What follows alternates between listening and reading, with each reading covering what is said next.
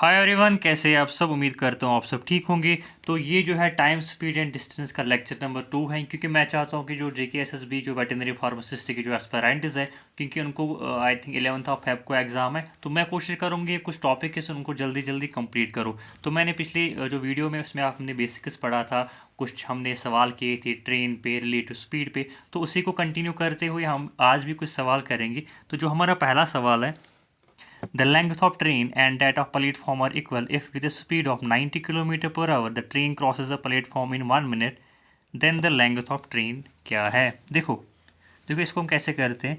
Length of train is equal to length of platform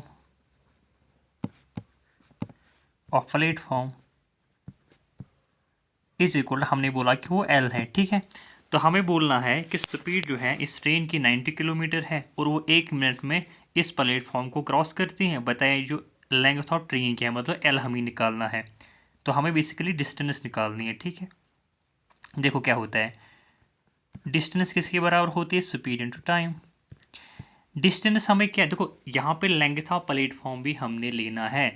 अब ये distance कितनी cover करते हैं, L प्लस L है ना। L इसकी अपनी लेंथ है प्लस L जो है प्लेटफॉर्म की लेंथ है, उसकी लेंथ भी ट्रेन की लेंथ के बराबर है। तो L plus L total distance को कवर करना पड़ेगा। स्पीड कितनी है इसकी, 90 किलोमीटर पर आवर। और टाइम इसका कितना है, 1 मिनट में क्रॉस करती है ना, 1 मीटर में। तो हमें जो इसमें निकालना है वो निकालना है कि L की हमें वैल्यू निकालनी है। देखो 1 मिनट को हम आवर में कन्वर्ट करते हैं। 1 मिनट का मतलब क्या है, 1/60 आवर है ना। तो बस मसला खत्म। इसका मतलब 2L की वैल्यू 0 0 कैंसिल, 3 2 ज़ा 6, 3 3 ज़ा 9, 3/2। तो ये कितना हुआ, L की वैल्यू क्या है, देखो L की वैल्यू होगी 3/4। 3/4 कितना, किलोमीटर। 3/4 किलोमीटर, लेकिन हमें बोलना है length of train in metre. 3/4 kilometre को हम मीटर में कन्वर्ट करेंगे, वो किसके बराबर होगा, देखो 3/4 किलोमीटर किसके बराबर होगा, 3/4 इंटू 1000। 4 1 ज़ा 4 4 250 इंटू 3 किसके बराबर होता है, 750। तो ऑप्शन नंबर सी इसका सही जवाब है ना। 3 × 250 को हम जब करेंगे, 3 5 ज़ा 15, एक कैरी, देखो एक कैरी, 3 2 ज़ा 6, 3 750। इसका सही जवाब, एल की वैल्यू हमें निकालनी थी। देखो हमने पहले किलोमीटर में इसको, जो मिनट को, इसको हमने किस में कन्वर्ट किया, आवर में कन्वर्ट किया। तो हमें जो डिस्टेंस निकली, एल की वैल्यू निकली किस में, निकली किलोमीटर में, क्योंकि स्पीड भी किस में दी हुई थी, 90 किलोमीटर पर आवर। तो हमें बोलना था लेंथ ऑफ ट्रेन, मतलब एल की हमें वैल्यू निकालनी थी। और हमें निकला वो किलोमीटर में, तो हमने इसको कन्वर्ट किया मीटर में। एक जो किलोमीटर होता है 1000 मीटर के बराबर होता है, तो हमने इसको मल्टीप्लाई किया, वो निकलता है 750, ठीक है। क्योंकि हमें इसमें दोनों जो डिस्टेंस होती है, देखो ये प्लेटफॉर्म है, यहाँ से ट्रेन आती है, इसकी जो लेंथ है वो L है, इसकी लेंथ भी L है। तो टोटल डिस्टेंस से कितनी क्रॉस करेंगी, L प्लस L। देखो ये जो यहाँ से चलेंगी, क्रॉस करने का मतलब है जो एंड इसका होगा ट्रेन का वो यहाँ पे होगा, और स्टार्टिंग इसकी यहाँ की भी यहाँ पे होगी। तो ये L, एक तो इस ये अपनी डिस्टेंस क्रॉस कर दिए, कवर कर दिए, दूसरा इस प्लेटफॉर्म की भी लेंथ जो है कवर कर दिए। तो total distance L plus L होता है, वही 2L के बराबर होता है। तो वही हमने इस सवाल में किया है। आई होप आपको ये कंसेप्ट समझ आ चुका होगा। देखो सवाल नंबर 2 हम करते हैं। A train running at 7/11 of its own speed reach the place in 22 hours, how much time could be saved if the train would run at its own speed. मतलब ट्रेन जो होती है अपनी स्पीड को कम करती है, कितनी कम करती है, 7। अगर इसकी स्पीड 11 थी, ये 7 की स्पीड से चलती है, ठीक है। और वो अपने जो उसकी डेस्टिनेशन है वहाँ पे पहुँच जाती है 22 घंटों में। ये बोला जाता है how much time could be saved if the train would run eight own speed. अगर वो इस 11 की स्पीड से चलेगी तो बताइए उसको कितना टाइम सेव होगा। ये अभी किस स्पीड से चल रही है, 7 स्पीड से चल रही है। अगर ये 11 स्पीड से चलेंगी, ओरिजिनल स्पीड से चलेंगी, बताइए कितना टाइम सेव होगा। देखो इसको हम कैसे करते हैं, यहाँ पे डिस्टेंस फिक्स्ड है, मैंने आपको अभी मतलब कल के वाले लेक्चर में बोला था, डिस्टेंस जब फिक्स होगी या सेम होगी उस टाइम क्या होता है, S1 डिवाइड बाई S2 किसके बराबर होगा, T2 डिवाइड बाई T1। बस मसला खत्म। देखो ये स्पीड हम यहाँ पे लिखेंगे, ये टाइम लिखेंगे, ये केस 1 लिखेंगे और ये केस 2 लिखेंगे। पहले इसकी स्पीड 11 थी, अभी कितनी स्पीड है, 7 है। इसका मतलब टाइम को क्या होगा, उल्टा पलट होगा। मतलब अभी इसका पहले इसको कितना टाइम लगता होगा, 7 टाइम लगता होगा। अभी कितना टाइम लगता है, 11 टाइम लगता है ना। देखो मैं आपको अभी ये समझाता हूँ, ये 7/11 क्या होता है। पहले इसकी स्पीड 11 थी, तब उसको टाइम लगता था 7। अभी इसकी स्पीड 7 है, अभी इसको लगता है टाइम 11। क्यों, क्योंकि S1/S2 किसके बराबर होता है, T2/T1। S1/S2 11/7 के बराबर है, T2/T1 किसके बराबर होगा, 7/11 के। देखो अब इसने स्पीड कम की लेकिन टाइम अब ज़्यादा लगा। ओबियसली टाइम कितना ज़्यादा लगा, 4 यूनिट। कितना ज़्यादा लगा, 4 यूनिट। लेकिन सवाल में दिया हुआ है ये कब अपने डेस्टिनेशन पे पहुंच जाती हैं, 22 घंटों में। A train running at 7/11 of it speed reach a place in 22 hours. मतलब 4 यूनिट की वैल्यू क्या है,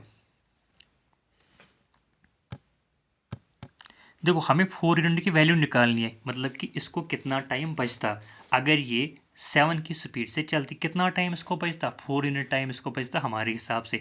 अब सवाल में दिया हुआ है कि ए ट्रेन रनिंग एट, जब इस स्पीड को कम करती हैं तो ये 22 घंटों में अपने डेस्टिनेशन पे पहुंच जाती है। लेकिन हमारे हिसाब से इसकी जो इसको कितना टाइम लगता है, 11 टाइम लगता है। 11 की वैल्यू क्या है, 22 है। तो एक की क्या यूनिट, एक की वैल्यू क्या होगी, 2 होगी, है ना। इसको हमने इंटू 2 किया तब जाके 22 बना। तो एक यूनिट की वैल्यू क्या होगी, 2 घंटे होगी। तो 4 यूनिट की वैल्यू क्या होगी, 4 × 2, तो वही होता है 8 आवर हमें बचेंगे। 8 आवर हमें बचेंगे और 8 आवर, इसको 8 घंटे ज़्यादा लगते हैं जब ये अपनी जो स्पीड है उसको कम करती हैं। इसको 8 घंटे ज़्यादा लगते हैं। पहले इसको लगते थे लेट सपोज 7, अभी इसको लगते हैं 11। वही बोला गया है, अगर ये 7 की स्पीड से चलेंगी तो कितना टाइम बचेगा, कितना बचेगा, यही 4 यूनिट बचेंगे। तो 4 यूनिट की वैल्यू क्या है, 8 घंटे। क्यों, क्योंकि 11 जो हमें टाइम लगा था दूसरी वाली स्पीड में सवाल में दिया हुआ है वो 22 के बराबर है। 11 अगर 22 के बराबर है तो 4 किसके बराबर होगा, 8 के। मतलब ये डबल हुआ है, 11 × 2 22 होता है। तो 4 को भी हम डबल करेंगे, वो बन जाता है 8 घंटे। देखो ये अगर आप मैथ मेरे से पढ़ेंगे तो आपको यही मेथड सीखने पड़ेंगे, क्योंकि इन मेथड से आपको एग्ज़ाम में कम टाइम लगेगा। कंसेप्ट इसमें सेम है। डिस्टेंस को हमने फिक्स रखा तो S1/S2 T2/T1 के बराबर है।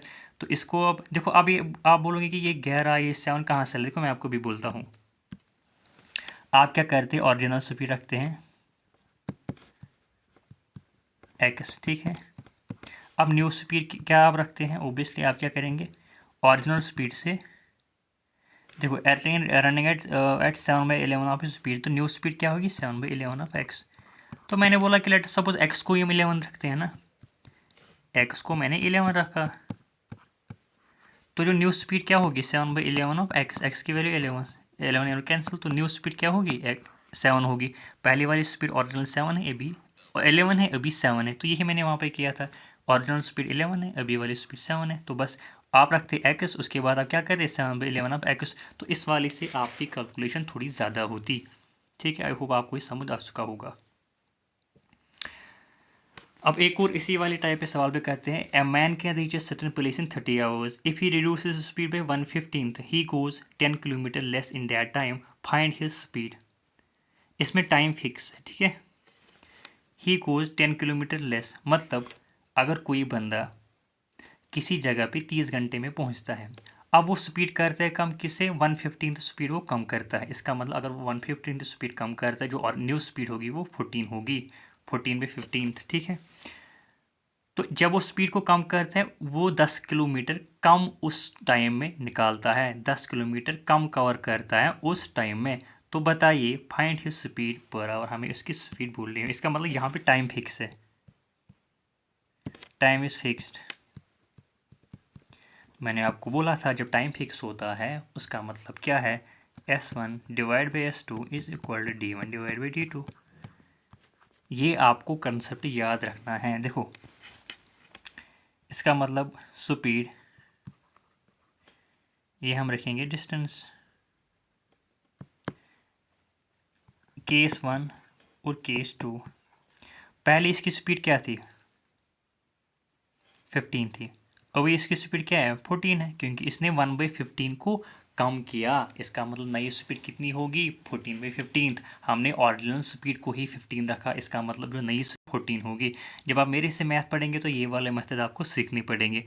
तो डिस्टेंस भी क्या होगी, 15/14, क्योंकि टाइम सेम है, टाइम फिक्स है। तो S1/S2 is equal to D1/D2। S1/S2 15/14 के बराबर है, तो D1/D2 भी 15/14 के बराबर होगा। अब ये देखो, पहले वो डिस्टेंस 15 कवर करता था, अभी कितना कवर करता है, 14, मतलब 1 यूनिट कम हुआ। सवाल में बोला गया नहीं 1 यूनिट ये कम कवर नहीं करता, बल्कि कितने किलोमीटर्स कम कवर करता है, 10 किलोमीटर। 1 यूनिट की वैल्यू क्या है, 10 किलोमीटर। हमें बोलना है फाइंड स्पीड पर, हमें स्पीड बोलनी है। इसका मतलब ये 1 यूनिट की वैल्यू 10 है, इसका मतलब 15 यूनिट की वैल्यू क्या होगी, इंटू 10 करेंगे। इसका मतलब पहले वो 150 किलोमीटर कवर करता था और अभी कितने कवर करता है, 140 किलोमीटर, क्योंकि 10 किलोमीटर कम हुआ है। तो हमें क्या बोलनी है, स्पीड। स्पीड होती है डिस्टेंस पे टाइम। डिस्टेंस से कितनी है, देखो डिस्टेंस कितनी कवर करता है, 150। टाइम कितना इसको लगता है, 30 आवर। ओरिजिनल टाइम्स को 30 आवर लगता है ना, 0 0 कैंसिल, 3 1 3 3 5 स्पीड कितनी है, 5 किलोमीटर पर आवर। कहाँ पे है ये, ऑप्शन नंबर डी इस सवाल का सही जवाब है, 5 किलोमीटर। तो देखिए इस मेथड से आप कितनी कम टाइम में इसको करेंगे, वरना अगर देखो आप क्या करते, ओरिजिनल स्पीड इसके रखते x, फिर क्या करते, नई स्पीड वो कितनी होगी, x माइनस 1/15, ये कम होती है, x माइनस 1/15 ऑफ x। फिर क्या होता, 15x minus x divide by 15, वो किसके बराबर होगा, 14x डिवाइड बाई 15। तो मैंने बोला x को ही हम 15 रखेंगे, तो वो किसके बराबर होगा, 14/15 इंटू 15, 15 कैंसिल, तो नई स्पीड 14 के बराबर होगी। तो इस वाले मेथड से आपको कॉम्पिटिटिव एग्जाम में सवालों को करना होगा। देखो ये वाला सवाल बहुत ही ज़्यादा पॉपुलर है, बहुत सारे एग्जाम्स में आ चुका है, चोर पुलिस वाला सवाल है। देखो इसको हम कैसे करते हैं, a thief is notes by policeman from a distance of 200 metre. एक थीप होता है, एक चोर होता है, वो यहाँ पे होता है, ठीक है, और पुलिस वाला यहाँ पे होता है। ये पुलिस वाला इस थीप को देखता है, इस चोर को देखता है। डिस्टेंस कितनी होती है इनके दरमियान, 200 मीटर। 200 मीटर इन दोनों के दरमियान डिस्टेंस होती है। जो ही पुलिस वाला इस चोर को देखता है, दोनों भागने, मतलब जो थीप भी भागने लगता है, पुलिस उसको चेज करता है, ठीक है। अब थीप की जो और पुलिस की स्पीड, थीप की और पुलिस की स्पीड कितनी होती है, इसकी 10 किलोमीटर पर आवर होती है, इसकी 11 किलोमीटर पर आवर होती है, ठीक है। तो बताइए 6 मिनट के बाद इनके दरमियान डिस्टेंस कितनी होगी। देखो पहले हम रिलेटिव स्पीड निकालेंगे। मैंने आपको बोला जब दो ट्रेन एक ही डायरेक्शन में जाएंगे, जो स्पीड उनकी होती है वो सब्ट्रैक्ट होती है। 11 माइनस 10, 1 किलोमीटर पर आवर इनकी रिलेटिव स्पीड होगी।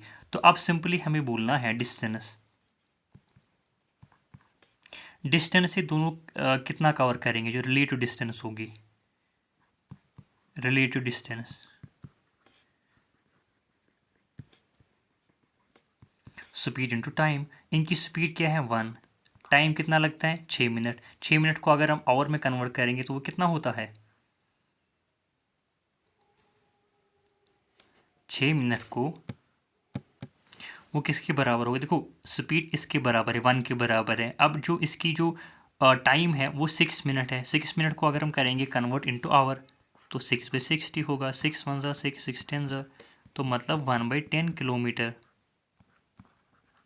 1/10 किलोमीटर किसके बराबर होगा, इंटू हम 1000 करेंगे, क्योंकि 1 किलोमीटर जो है 1000 मीटर के बराबर होगा। 0 और 0 कैंसिल, 100 मीटर। लेकिन ये इसका जवाब नहीं है। देखो मैं आपको समझाता हूँ। ये जो 100 मीटर होगा,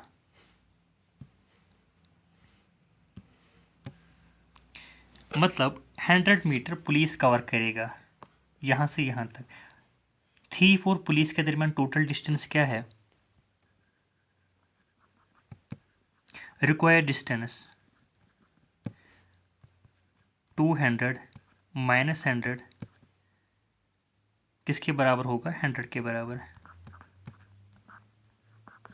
ठीक है, तो 100 मीटर इस सवाल का सही जवाब है। देखो लकीली यहाँ पे 100 200 माइनस 100 भी 100 ही होता है, बट अगर जो डेटा अगर डिफरेंट होगा तो ऐसे करना है। ये जो 100 मीटर है ये पुलिस वाला चलेगा, क्योंकि पुलिस और थीफ के दरमियान 200 मीटर डिस्टेंस है। तो 200 मीटर जो टोटल डिस्टेंस है उसमें से हम माइनस करेंगे 100, तो वो डिस्टेंस बचती है। What is the distance between them? मतलब पुलिस वाला यहाँ पहुँचेगा तो थीफ और पुलिस वाले के दरमियान कितनी डिस्टेंस होगी? 100 मीटर, क्योंकि टोटल डिस्टेंस इनके दरमियान 200 होती है, पुलिस वाला 100 मीटर चलता है, तो टोटल डिस्टेंस अब कितनी बचती है? 100 मीटर। आई होप आपको ये सवाल समझ आ चुका होगा। A and B start at the same time with speeds of this and this. If in covering the journey A takes 15 minutes longer than B, then the total distance of the journey is। यहाँ पे भी जो distance है वो fixed है। Distance is fixed या same. मतलब A और B एक पॉइंट से स्टार्ट होती है। A की स्पीड 40 किलोमीटर है, B की स्पीड 50 किलोमीटर है, तो एक जर्नी को वो कवर करते हैं। A को लगता है 15 मिनट ज़्यादा B से। ठीक है, 15 मिनट ज़्यादा B से। तो बताइए जो टोटल डिस्टेंस है वो क्या है? टोटल डिस्टेंस क्या है? देखो इसको हम कैसे करते हैं।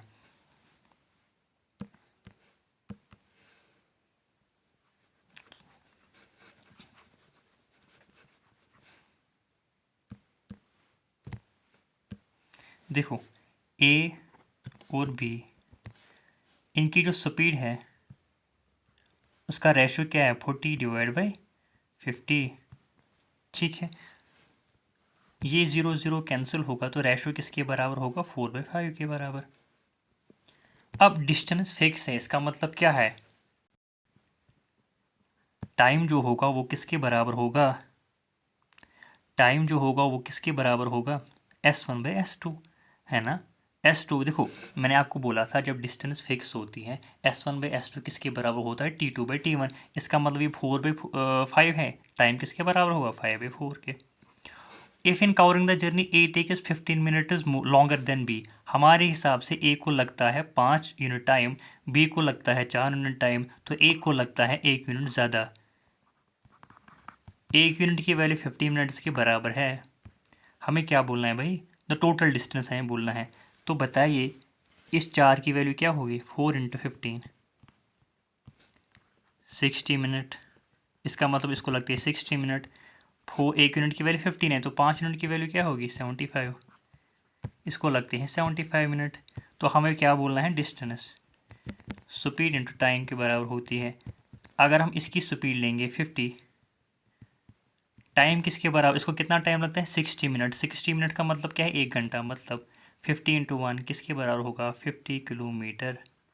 तो 50 किलोमीटर इस सवाल का सही जवाब है। इसको आप ऊपर वाले से भी कर सकते हैं। 40 × 75 मिनट्स का मतलब क्या है? 1 घंटा और 50 मिनट्स। अगर आप उसको मल्टीप्लाई करेंगे तो वो भी 50 किलोमीटर ही निकलेगा। तो ऑप्शन नंबर क्या है इसका?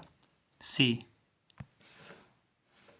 ऑप्शन नंबर सी इस सवाल का सही जवाब। इसमें भी डिस्टेंस फिक्स थी।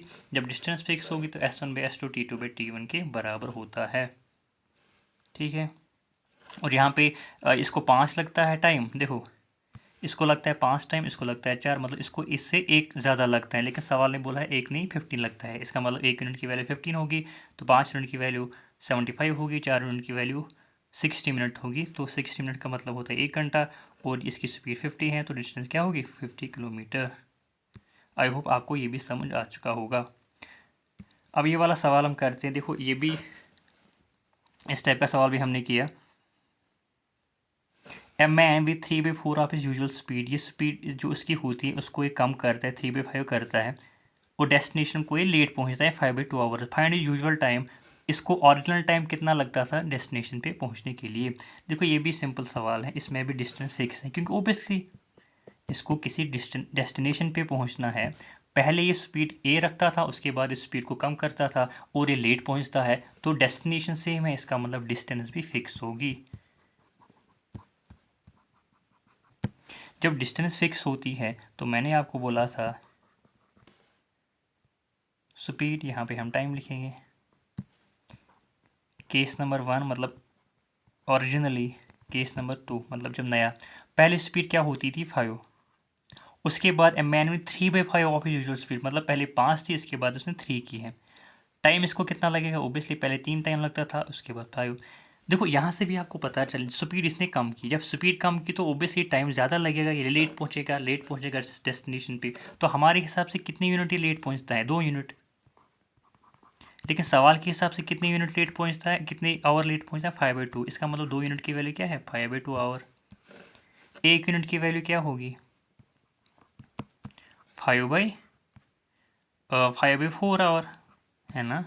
तो यहाँ चला जाएगा 5/4 आवर। हमें वैल्यू क्या निकालना है भाई, फाइंड यूजुअल टाइम, मतलब पहला वाला टाइम हमें निकालना है जो यूजुअली वो जाता था। तो 3 यूनिट की वैल्यू क्या होगी, इंटू 5/4, 3 5 ज़ा 15, 15/4 आवर इसका यूजुअल टाइम होगा।